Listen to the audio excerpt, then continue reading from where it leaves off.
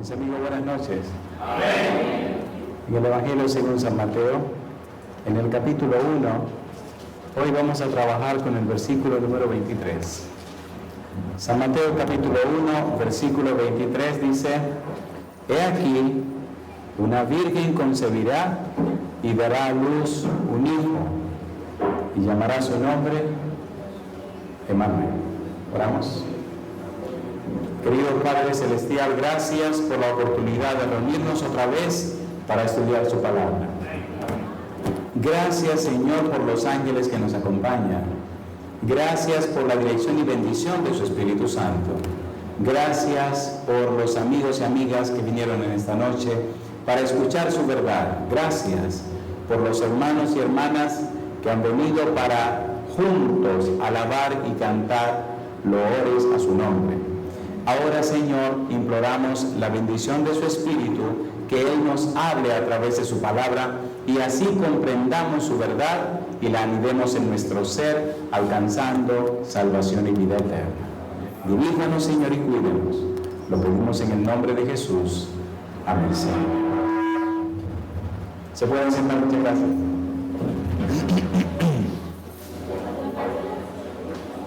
Esta noche debemos continuar con el estudio del Evangelio según San Mateo. Ya nos quedamos anoche en el versículo número 21 y ahí en el versículo 21 entendimos por qué dice: y Él salvará a su pueblo de sus pecados. Vimos el tipo de gente que están en la genealogía de Jesús, el tipo de personas que son de la familia de Jesús y cómo Él puede salvarlos del pecado. Los versículos 16 y 17 del capítulo 1 terminan lo que es la parte humana del Señor Jesús.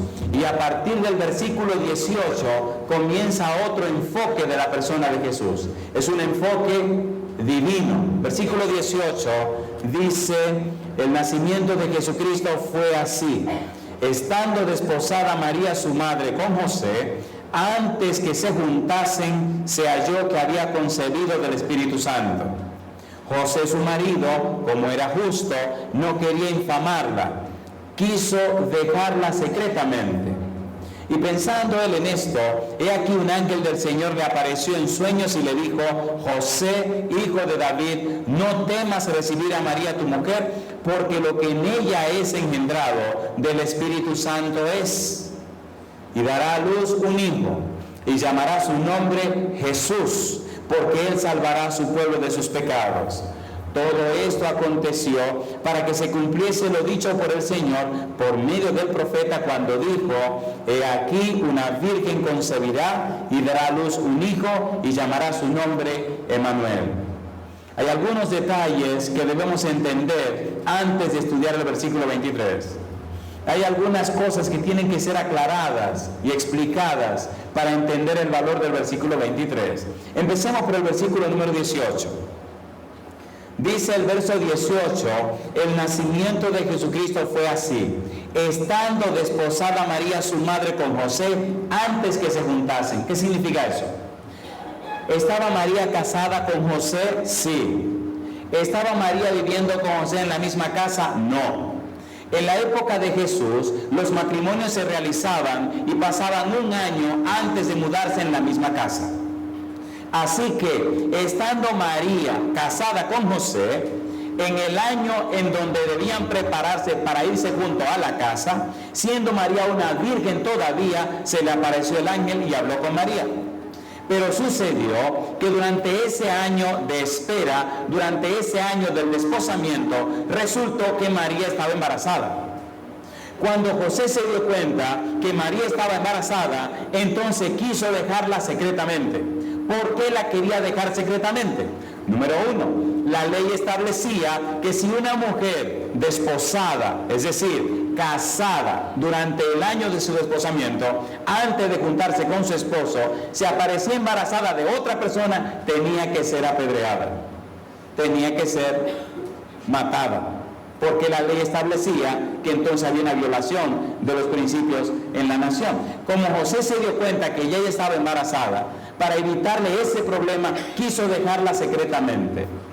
Hay un pensamiento que debemos leer en el libro de Deuteronomio, capítulo 22, versículos 23 y 24. Deuteronomio 22, 23, 24. Aquí está la ley. Deuteronomio capítulo 22, versículo 23 y versículo 24. Dice el versículo 23: si hubiera una muchacha virgen desposada con alguno, y alguno la hallara en la ciudad y se acostare con ella, entonces los sacaréis a ambos a la puerta de la ciudad. ¿Y qué dice ahora?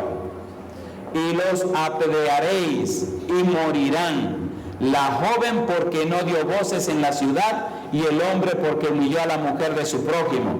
Así quitarás el mal de en medio de ti. Era una ley que había. Como José se dio cuenta que ya María estaba embarazada, no queriendo que la apedrearan y la mataran, quiso dejarla en secreto. Y entonces el ángel se le apareció. Si dispusiéramos de todo el tiempo que quisiéramos, nos detuviéramos un buen rato para hablar de ese ángel. Ese ángel se llama Gabriel. Ese ángel fue que habló con Zacarías. ¿Se acuerdan de Zacarías, el esposo de Elizabeth? La mamá de Juan el Bautista. ¿Se acuerdan cuando estaba ofreciendo el incienso que el ángel se le apareció? San Lucas capítulo 1, versículo 19. Zacarías no creyó en lo que el ángel le dijo, y entonces el ángel le dijo quién era él. Me fascina la vida o estudiar la historia de Gabriel, las veces que Gabriel, el ángel Gabriel, viene a la tierra a cumplir la misión de Dios. Lucas capítulo 1, versículo 19. La Biblia es un manantial, la Biblia es maravillosa. Mientras más se estudia, la persona más se enriquece espiritualmente. Dice el versículo 19, respondiendo el ángel le dijo: yo soy Gabriel, que estoy delante de Dios, y he sido enviado a hablarte y a darte estas buenas nuevas. El mismo Gabriel que habló a Zacarías, el mismo Gabriel que habló a María, es el mismo Gabriel que ahora le habla a José.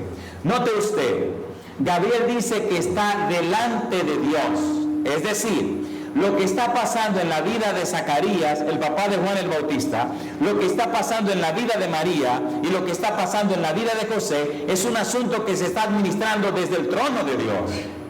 ¿Sí o no? A ver, ¿sí o no? Y ahora Gabriel viene a decirles que el muchachito que María va a tener en su vientre es engendrado del Espíritu Santo. Y el Gabriel aclara y declara quién es ese muchachito. Y esta noche debemos entender que ese Jesús de quien estamos hablando, que ese Jesús que se hizo hombre, que ese Jesús que vino a la tierra, que ese Jesús que presenta Mateo, que ese Jesús que murió en la cruz por nosotros, que ese Jesús que lo dio todo por nosotros, que ese Jesús que derramó su sangre por nosotros, ese Jesús, ese niño de Belén, es el Dios todopoderoso que creó todo el universo. La pregunta para el cristiano es: ¿cómo es posible que una persona se llame cristiano si no conoce a ese Jesús? ¿Cómo es posible que los cristianos vivan con tantos temores si creen y se han apoyado en un Dios todopoderoso? ¿Cómo es posible que los cristianos están tan llenos de angustias y ansiedades si aquel que creó el universo dice: venid a mí todos los que estáis trabajados y cargados y yo os haré descansar? Y añade: porque mi yugo es fácil y ligera mi carga. Eso no se entiende. ¿Sí o no? ¿Sí o no? ¿Verdad que hay mucha gente que se llama cristiana y se van haciendo pedazos? ¿Cómo se entiende? El problema es que no conocen a Jesús. Han aceptado un credo de alguna religión, pero a Jesús no lo han conocido. Por eso tenemos que estudiar a Jesús, tenemos que conocer a Jesús, tenemos que comprender a Jesús, y cuando conozcamos a Jesús, entonces amaremos a Jesús y nuestra vida será poderosa. ¿Sí o no? Una pregunta, ¿verdad que se entiende lo que quiero decir? ¿Estaba desposada María con José? Sí. ¿Estaban en el año del desposamiento? Sí. ¿Seguía siendo María virgen? Sí. Por eso María se sorprende cuando el ángel viene y le dice: y mira, y tú tendrás un hijo. Dice: pero un momento, pero yo espérese, yo no he estado con ninguno. Le dice: no, lo que va a ser engendrado en ti es obra del Espíritu Santo. Y María siguió sin entender y terminó de decirle todo, y él le dijo: mire, oiga bien, que se haga la voluntad de Dios en mi vida. Yo no entiendo lo que usted me está diciendo. ¿Cómo una mujer queda embarazada si no lo con ningún hombre? que se haga la voluntad de Dios. Alabado sea el nombre de Dios. ¿Se atrevería usted a tener la fe de María? ¿O por qué no dicen amén aún? ¿Qué pasó? ¿Había quedado alguien alguna vez en la historia de la humanidad embarazada del Espíritu Santo? Nunca. ¿Sabía María lo que le podía venir? ¿Se aceptaba ese compromiso de Dios? Claro que sí. La muerte es lo que le podría venir. ¿No leímos en Deuteronomio 22, 23, 24 que había que apedrear a esa gente? ¿Y qué hizo José cuando supo la noticia? Se quiso escapar y el ángel le dijo, échate para acá, mírate tranquilo, recibe a María, porque lo que hay en su vientre es engendrado del Espíritu Santo. ¿Y quién era el que estaba en el vientre de María? Esta noche tenemos que hablar de Jesús. Isaías capítulo 7, versículo 14. ¿Quién era ese Jesús que nacería? ¿Quién era ese personaje que vendría al mundo? Es tan importante el tema de esta noche, tan importante, que prefiero tomarme todo el tiempo necesario para aclarar las cosas antes de desarrollarlo. Isaías capítulo 7, versículo 14, es lo que cita Mateo en San Mateo capítulo 1, versículo 23. Dice el versículo 14, por tanto, ¿cómo dice? He aquí que la Virgen, ¿qué cosa? Concebirá y dará a luz un hijo y llamará su nombre ¿cómo? Emanuel. ¿Qué significa Emanuel? ¿Quién iba a nacer? Dios con nosotros, Jesús. Oiga, pastor, y entonces, ¿cómo puedo entender mejor esto? Isaías capítulo 9, versículo 6. Mire quién era que iba a nacer. Isaías 9, 6. Dice el versículo 6. Porque un niño nos es nacido, hijo nos es dado, y el principado sobre su hombro, y se llamará su nombre admirable, consejero, Dios fuerte, Padre eterno, príncipe de paz. El niño, ¿quién sería? El admirable, el consejero, el Dios fuerte, el Padre eterno, el príncipe de paz. ¿Qué es lo que vamos a estudiar? Vamos a estudiar un tema que se titula Dios con nosotros. Vamos a estudiar en el libro de San Mateo que Jesucristo es Dios que se hizo hombre. Vamos a buscar en la palabra de Dios escenas y escenarios, acontecimientos que definen y demuestran que Jesucristo era Dios que se hizo hombre. Y si Jesucristo es Dios que se hizo hombre, y si Jesucristo murió en una cruz por nosotros, y si Jesucristo resucitó al tercer día, y si Jesucristo ascendió al cielo, y si Jesús intercede por nosotros, y si Jesús vuelve a buscarnos, y si nos llevará al cielo, entonces nosotros somos personas con muy buena esperanza de vida eterna. Si todo esto es sí, entonces nuestra fe está confirmada y afirmada por la segura palabra de Jehová. No se comprende cómo hoy día los cristianos viven con tantas crisis teniendo una palabra tan poderosa como la palabra de Jehová. ¿No se entiende? ¿No se entiende? De allí la importancia de sustentar, sostener y apoyar nuestra fe en la palabra de Dios. ¿Sí o no? ¿Sí o no? ¿Podemos confiar en Dios? ¿Podemos creer en Dios? ¿Podemos apoyarnos en Dios? ¿Es veraz Dios? ¿Dice la verdad el Señor? ¿Cuántos creen que sí? Veamos un poquito más al fondo en la preparación del tema para esta noche y otras noches posiblemente. San Mateo capítulo 1, versículos 21 al 23. Mire por favor lo que estos pasajes dicen. San Mateo capítulo 1, versículo 21 al 23. Dice, y darás a luz un hijo y llamarás su nombre Jesús, porque él salvará a su pueblo de sus pecados. Todo esto aconteció para que se cumpliese lo dicho por el Señor por medio del profeta cuando dijo, he aquí una virgen concebirá y dará a luz un hijo y llamará su nombre Emanuel, que significa ¿qué cosa? Dios con nosotros. Versículo 25. Pero no la conoció hasta que dio a luz a su hijo primogénito y le puso por nombre, ¿qué nombre le puso? Le puso Jesús. Es un punto central en el Evangelio según San Mateo que Jesús es el Hijo de Dios. Miren, Hijo de Dios es un título que la Biblia le aplica a Jesús. Todo comienza en el Salmo 2, versículo 7. Hijo de Dios es un título que Jesús adopta para identificarse con nosotros, así como se identifica con el título Hijo del Hombre. San Mateo enfatiza, presenta y da mucha vuelta diciéndonos que Jesús es el Hijo de Dios. Vamos a algunos pasajes. San Mateo capítulo 3, versículo 17. San Mateo 3, 17. Cuando Jesús fue bautizado, hubo una voz que habló de los cielos, dice el verso 17, y una voz de los cielos que decía, ¿qué cosa? Este es mi Hijo amado, en quien tengo complacencia. ¿Quién estaba hablando desde los cielos? Estaba hablando Dios. Capítulo 16, versículo 16, San Mateo. San Mateo 16, 16, respondiendo Simón Pedro dijo, tú eres el Cristo, el Hijo del Dios viviente. Dios lo dice. Ahora Pedro lo repite. San Mateo capítulo 8, versículo 29. San Mateo capítulo 8, versículo 29. Aquí estamos mirando el título Hijo de Dios. Dice San Mateo 8, 29, y clamaron diciendo, ¿qué tienes con nosotros, Jesús, Hijo de Dios? ¿Has venido acá para atormentarnos antes de tiempo? Dios lo dijo, Pedro lo dijo, y ahora los demonios lo dicen. ¿Quién no lo dicen ahora? Los demonios. ¿Conocen los demonios a Jesús? Claro que sí. ¿Saben que es el Hijo de Dios? Claro que sí. ¿Qué significa Hijo de Dios? Hace algunos años hicimos un trabajo sobre la frase Hijo de Dios. Y no se imaginan cuántos sermones salieron de la frase Hijo de Dios. Es un título de poder y autoridad. Es un título muy grande que solo el Señor Jesús puede tener siendo Dios que se hizo hombre. Capítulo 17, versículo 5, San Mateo. San Mateo 17, 5. La Biblia sigue confirmando que Jesús es el Hijo de Dios. Dice Mateo 17, versículo número 5. Mientras él aún hablaba, una nube de luz los cubrió, y he aquí una voz desde la nube que decía, ¿qué cosa?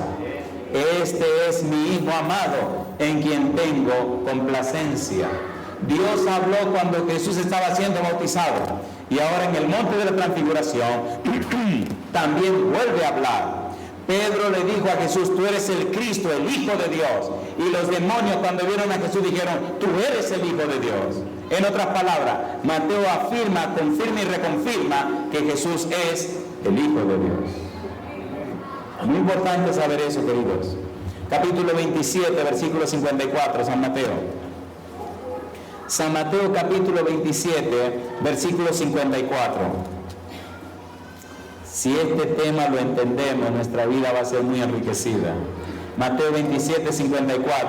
Dice el versículo 54, el centurión y los que estaban con él guardando a Jesús, visto el terremoto y las cosas que habían sido hechas, temieron en gran manera y dijeron, verdaderamente, este era Hijo de Dios. Alabado sea el nombre de Dios. Amén. El ángel Gabriel lo dijo. Dios lo dijo, Pedro lo dijo, los demonios lo dijeron, y ahora hasta los soldados romanos paganos también lo dijeron. De modo que la Biblia acierta, confirma que Cristo es el Hijo de Dios. Ok, veamos la importancia de ese Hijo de Dios. Salmos capítulo 2. Vamos rapidito. Salmos capítulo 2. Porque es importante saber esto de Hijo de Dios. Salmos 2:7. Dice el versículo 7, Salmos capítulo 2, versículo número 7. Dice el versículo 7, yo publicaré el decreto. Jehová me ha dicho, mi hijo eres tú, yo te engendré hoy. Jesús es el Hijo de Dios por decreto. ¿Por qué cosa? Por decreto. ¿Qué significa eso? Significa que Jesús no llegó a ser, sino que Él siempre ha sido. Oiga, me la puso difícil, pastor ahí. ¿Se han dado cuenta que los niños comienzan a existir cuando nacen? ¿Sí o no? ¿Sí o no? Entonces Jesús dice, no, yo no nací para comenzar, yo siempre he sido. Si Jesús es Emmanuel, y Emmanuel significa Dios con nosotros, ¿desde cuándo existe Dios? Desde siempre. ¿Y para cuánto existe Dios? Para siempre. Así que por amor a usted, para la salvación de usted, porque no había otra manera de salvarlo, Dios decidió hacerse un niño para pagar lo que usted no podía pagar. ¿Se entiende lo que estamos diciendo? ¿Sí o no? La paga del pecado es la muerte eterna y el ser humano no puede pagar eso. Entonces Dios mismo dijo, yo me voy a hacer un hombre para pagar la muerte eterna y darle la vida eterna a ellos. Alabado sea el nombre de Dios. Mire lo que dice Romanos. Ay, hermanos queridos, Romanos capítulo 3, versículo 23. La Biblia, mientras más se estudia, más sabrosa es. Mientras más se profundiza, mejor vivimos. Romanos capítulo 3, versículo 23. Leamos este pasaje primero. ¿Qué dice Romanos 3, 23? Un pasaje bien feo, bien duro. Dice el verso 23, por cuanto todos pecaron, ¿y qué dice ahora? Y están destituidos de la gloria de Dios. Pero mire qué lindo ahora. Romanos 6, 23. Porque la paga del pecado es muerte, mas la dádiva de Dios es, ¿qué cosa? Vida eterna en Cristo Jesús, Señor nuestro. Alabado es el nombre de Dios. ¿Por qué Dios puede darle a usted ahora vida eterna? Porque Cristo murió la muerte eterna. ¿Verdad que se entiende esa partecita, por favor? Amén. ¿Sí o no? Amén. Entonces, ¿cómo podía Dios pagar tu muerte eterna haciéndose un ser humano y muriendo clavado en una cruz para pagar la deuda que tú tenías? Y yo digo, alabado sea el nombre del Señor. Saber estas cosas, entender estas cosas, vivir estas cosas nos hace tener vidas cristianas ejemplares, vidas cristianas poderosas, y nos hacen enfocarnos no en lo que nosotros hacemos, sino lo que Dios ha hecho por nosotros, y eso hace la diferencia. Mira lo que dice Hebreos capítulo 12, versículo 2. Hebreos capítulo 12, versículo número 2. Dice Hebreos 12, 2, ¿qué cosa dice? Puestos los ojos, ¿dónde? Puestos los ojos en Jesús, el autor y consumador de la fe, el cual por el gozo puesto delante de él sufrió la cruz, menospreciando el oprobio, y se sentó a la diestra del trono de Dios. Alabado sea el nombre de Dios. Si Jesús murió por ti en la cruz, y si Jesús pagó tus pecados, si Jesús derramó su sangre hasta el final para tu salvación, ¿te defenderá o no te defenderá? A ver, ¿sí o no? ¿Cómo se entiende esto? Quisiera hacer una historia para ilustrar todo esto que estamos estudiando y que hemos venido diciendo desde el principio. La vida cristiana, más que basada en conceptos o doctrinas, está basada en una relación de amor con una persona que se llama Jesús. Y quiero hacer una pregunta un tanto peligrosa antes de hacerle la historia. No respondan corriendo porque se pueden equivocar. Si una persona está casada y le es fiel a su pareja porque está casada, ¿la persona es fiel o es infiel? Me gusta, están pensando. Eso me gusta que están pensando. ¿Vuelvo a hacer la pregunta? Si usted está casado con su pareja y usted le es fiel a su pareja porque está casado, ¿usted es fiel o infiel? Cambio la pregunta. Si usted está casado con una persona y le es fiel a su persona porque la ama, ¿le es fiel o infiel? ¿Entienden la diferencia? Hay mucha persona cristiana que no hace cosas malas porque es cristiano. ¿Eso es ser infiel? Cuando la persona no hace cosas malas porque ama a Jesús, porque conoce a Jesús, porque se entregó a Jesús, porque camina con Jesús, entonces la persona es fiel. ¿No se han dado cuenta que cuando usted hace la cosa por amor, usted se siente feliz? ¿Sí o no? ¿Sí o no? A ver, ¿sí o no? Mire, mi esposa aprendió a comer. Espérese, déjeme decir. ¿Saben lo que son guandules? ¿Oh, saben? Ah, fantástico, ahora voy a hablar libremente. Cuando doña Esther se casó con el pastor soy yo no sabía que a ella no le gustaban los guandules. Y bueno, nos casamos y la primera semana me dio habichuelas. ¿Habichuelas dicen aquí? Pues yo estoy en casa. ¿Cómo es? Frijoles. Bueno, habichuelas, me dio arvejas, me dio lentejas, garbanzos, de todo tipo de granos diferentes porque me encantan, y 0 guandules. A la semana siguiente, otra vez el mismo episodio, y 0 guandules. Y entonces una forminena, yo no sabía que a él no le gustaban, le dije, oye Esther, ¿y los guandules verdes? ¿Tú lo sabes cocinar? Dice, claro. Dice, pues ya tú sabes, vamos a comer guandules verdes. Ahí comenzó la historia. Entonces se dio cuenta que me fascinaban. Y yo veía que ella preparaba los guandules, lo ponía y entonces comíamos. Y bueno, yo no estaba muy pendiente de si ella se lo comía o no se lo comía. 10 años después, la veo fajada con una fuentecita llena de guandules verdes guisados y fajada comiéndoselo. Y dije, wow, yo no sabía que a ti te gustaban tanto los guandules verdes como a mí.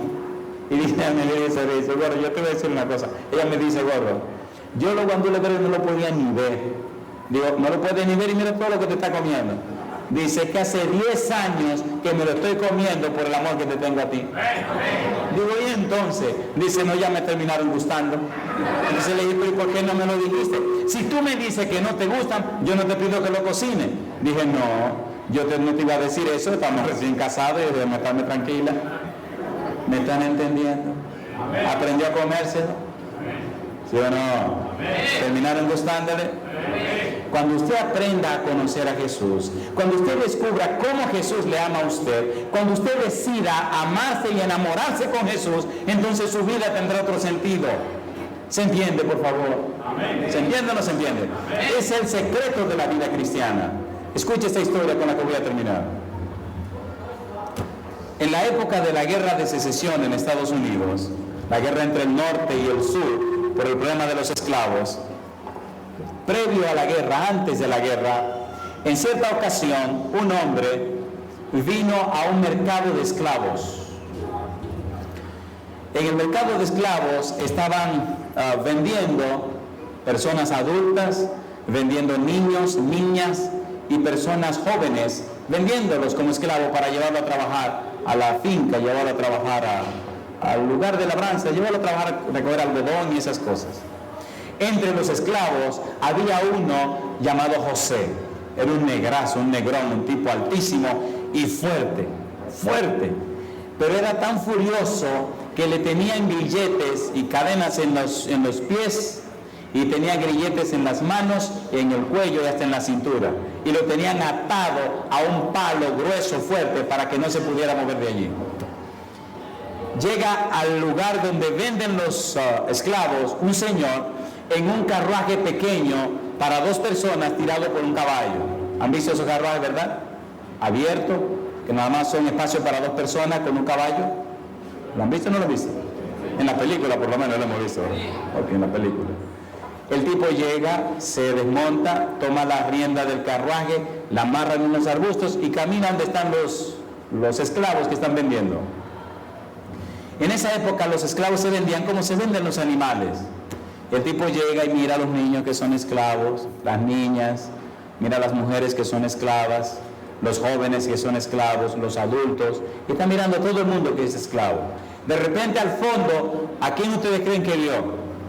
Al negro José, el negrazo así, fuertísimo, y entonces con toda esta cadena encima y con una mirada así asesina, mirando para todas partes. Y el tipo le llamó la atención y caminó donde estaba José.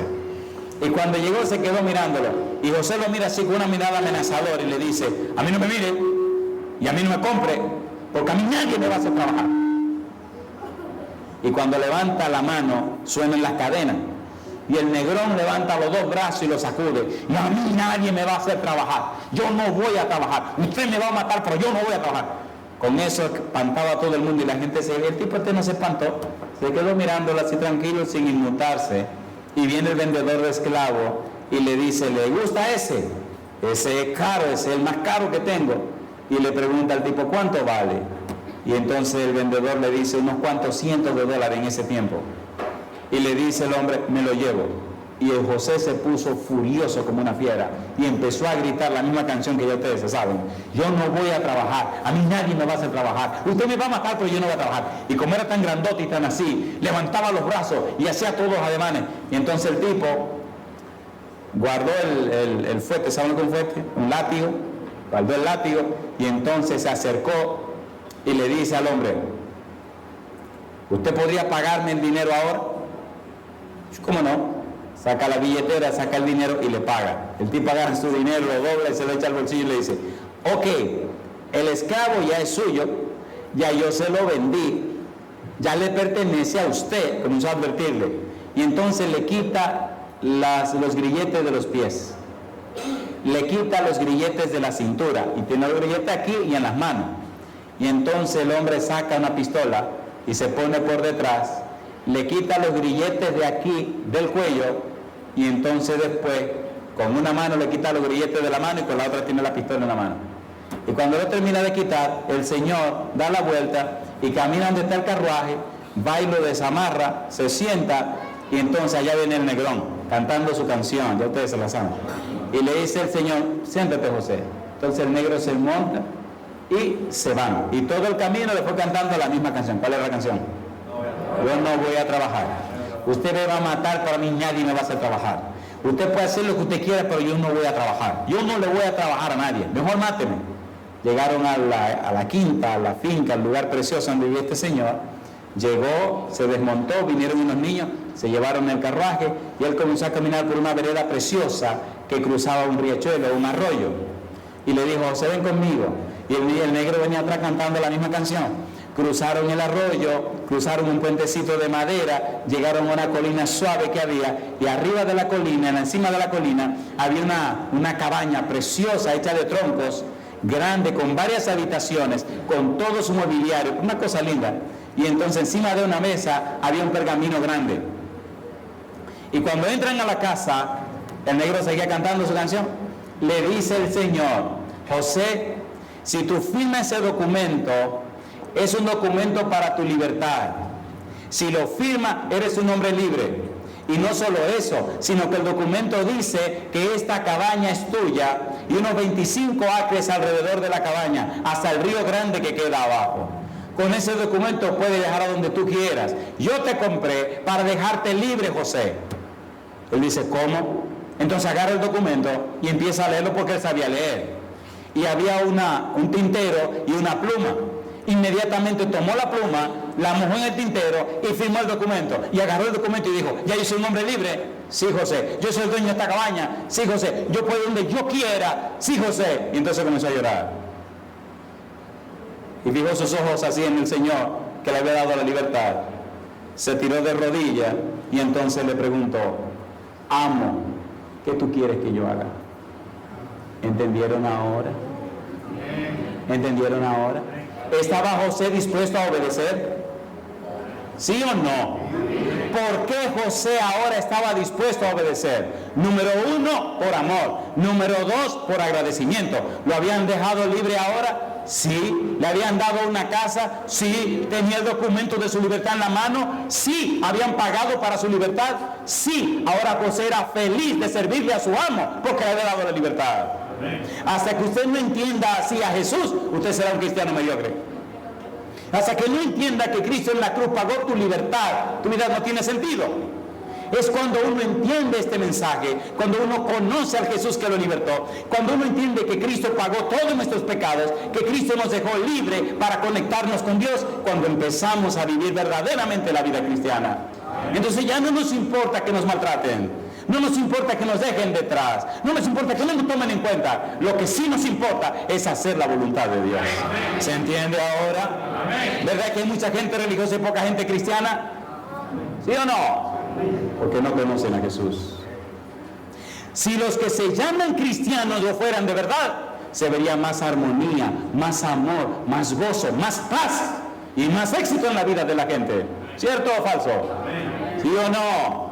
Los hogares serían diferentes, los esposos se amarían más, se cuidarían mejor, se tratarían de otra manera, los hijos crecerían mejor en un lugar de protección y de tranquilidad y paz. ¿Sí o no? ¿Sí o no? Está caliente la cosa, ¿verdad? ¿Qué ustedes quieren ser? ¿Religiosos o cristianos? Un cristiano conoce y ama a Jesucristo. Alabado sea el nombre de Dios. Qué cosa linda, una mujer que se siente respetada, cuidada, amada, atendida y ayudada por su esposo. Qué lindo un hombre que se siente cuidado, atendido, protegido y alimentado por su esposa. ¿Sí o no?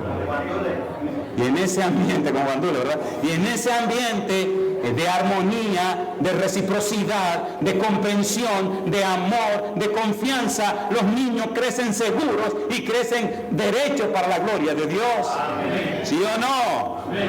Y eso se compra con la sangre de Cristo Jesús. ¿Quiere usted ser un cristiano? Amén. No me diga tengo 20 años, eso no es verdad. Tengo 30 años, tampoco es verdad. Los verdaderos cristianos no alardean lo que son. Saben que no son nada, y si algo son, lo son por la gracia de Dios. Jesucristo dijo, sin mí nada podéis hacer. Y todo lo que hacemos, lo hacemos por la gracia de Dios, para la gloria de su nombre. ¿Sí o no? Está regado el pastor esta noche, ¿verdad? Pero es la verdad, no es la verdad. Es la verdad, no es la verdad.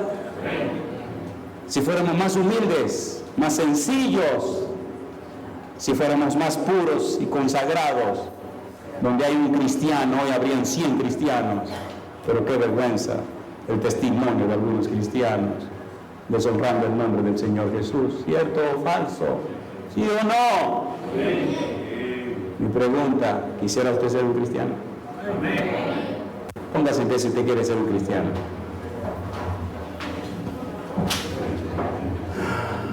Tenemos que conocer ese significado de Emmanuel, ese significado de Dios con nosotros. Queridos, cuando Dios nos dio a Jesús, nos lo dio para siempre. Alabado sea su nombre. ¿Para cuánto tiempo nos lo dio? Para siempre. Mañana vamos a continuar con este tema, porque hay mucho que decir todavía. ¿Puede el Señor Jesús cambiar nuestros pensamientos? Sí. ¿Puede el Señor Jesús cambiar nuestro corazón? Sí. ¿Puede el Señor Jesús lavar nuestro cuerpo con su sangre? Sí. Y puede convertirte en una persona que tú nunca has sido, para la gloria de su nombre. Qué lindo el hogar donde papá y mamá con los hijos cada día levantan sus ojos al cielo para dar gloria al Todopoderoso Dios. Qué lindo el hogar donde cada mañana se arrodillan delante del Señor en oración para entregar sus vidas bajo la autoridad y la dirección del Espíritu Santo. Qué lindo el hogar donde los ángeles al anochecer vienen a alabar también con la familia al Todopoderoso que da la vida y conserva la salud. Qué lindo el hogar donde los niños van a la cama después de una oración con sus padres para dormir el sueño pacífico, el sueño tranquilo de aquellos que habitan bajo la sombra del Omnipotente. Ese debe ser su hogar, esa debe ser su familia, esos deben ser sus hijos. Y es lo que aprenderemos aquí estas 2 semanas. Aprenderemos a relacionarnos con el Señor, aprenderemos a conocer a Dios y a vivir para la gloria de su nombre.